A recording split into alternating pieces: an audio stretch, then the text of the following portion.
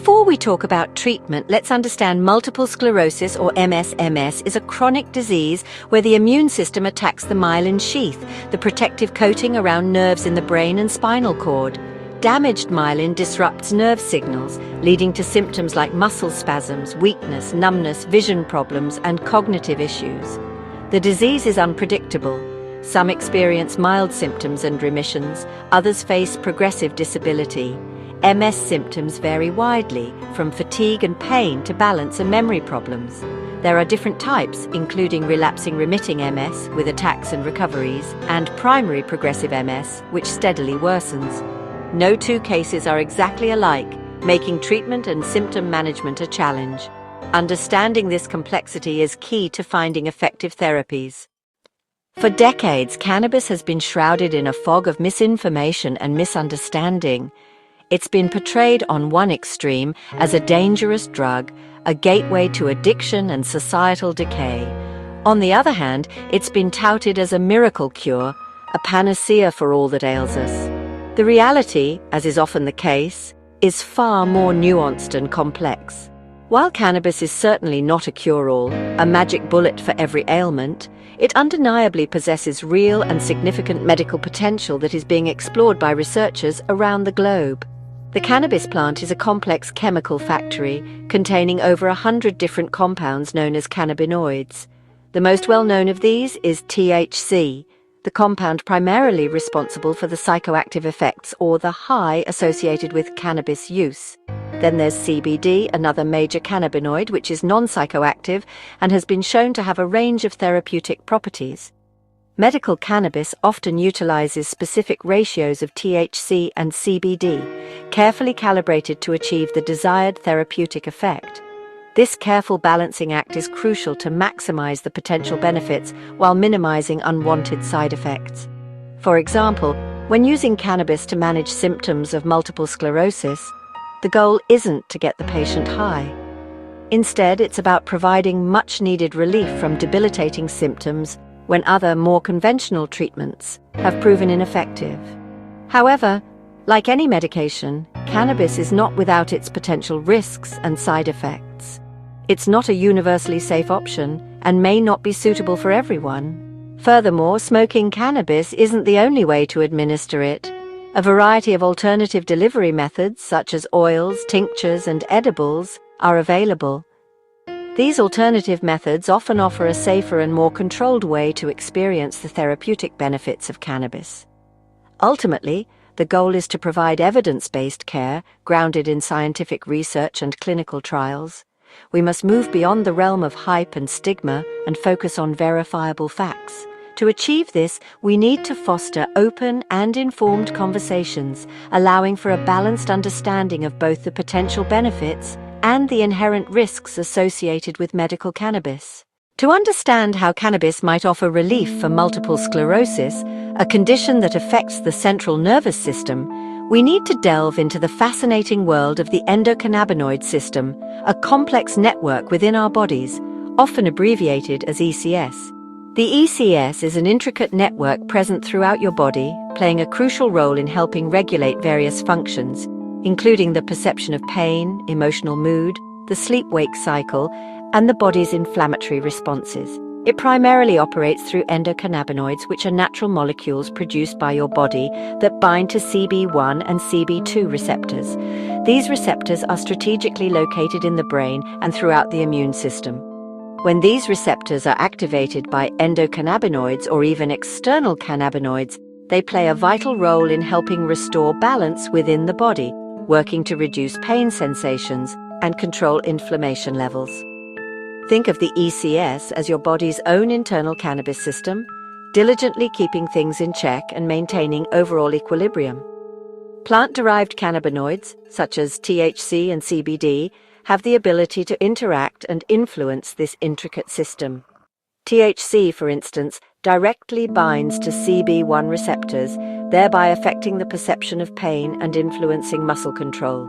CBD, on the other hand, works in a more indirect manner, primarily by helping your body's own endocannabinoids remain active for a longer duration. This is a key reason why cannabis can potentially exert such wide-ranging effects on the body. Specifically in the context of multiple sclerosis, modulating the ECS holds promise in helping to manage and alleviate some of the debilitating symptoms associated with the condition. Cannabis has garnered significant attention and is most studied for its potential in easing MS-related spasticity, a debilitating symptom that affects a large number of individuals living with multiple sclerosis. This spasticity manifests as painful muscle stiffness and often uncontrollable spasms, significantly impacting daily life and overall well-being. The therapeutic effects of cannabis are largely attributed to the interaction of THC and CBD. When used together, these compounds can work synergistically to calm overactive nerve signals, which are often the root cause of spasticity in MS patients. By modulating these nerve signals, cannabis can play a role in reducing spasms and ultimately improving mobility, allowing for greater independence and a better quality of life. Clinical trials and research initiatives have provided compelling evidence that cannabis extracts can significantly reduce spasticity in individuals with MS. Furthermore, Sativex, a THC CBD spray, has gained regulatory approval in numerous countries as a recognized treatment option for MS-related spasticity, highlighting its efficacy and safety profile. Beyond spasticity, cannabis has also demonstrated potential in helping some patients effectively manage chronic neuropathic pain, a particularly challenging symptom often associated with MS. This type of pain is often resistant to standard painkillers, making cannabis a valuable alternative for those seeking relief. The mechanism behind this pain relief lies in the endocannabinoid system, ECS. By acting on the ECS, cannabinoids can dampen pain signals traveling through the nervous system. Moreover, cannabinoids possess anti-inflammatory properties, which can further contribute to pain reduction by targeting the underlying inflammation associated with neuropathic pain. Anecdotal evidence suggests that some individuals with MS report experiencing better sleep quality and relief from bladder issues when using cannabis. However, it's important to acknowledge that the scientific evidence supporting these benefits is currently less clear and requires further investigation. It's crucial to understand that cannabis isn't a cure for MS. It doesn't have the ability to repair damaged nerves or halt the progression of the disease itself. However, for many individuals living with MS, cannabis can serve as a valuable tool. It can be instrumental in providing symptom relief and ultimately improving their overall quality of life. It is always recommended to consult with a qualified healthcare professional or doctor before initiating any cannabis treatment regimen.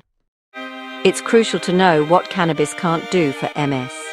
There's no evidence it can cure MS or repair myelin damage. Cannabis mainly helps with symptoms like pain and spasticity, not fatigue, cognitive problems, or tremor. In some cases, THC can worsen fatigue or memory issues.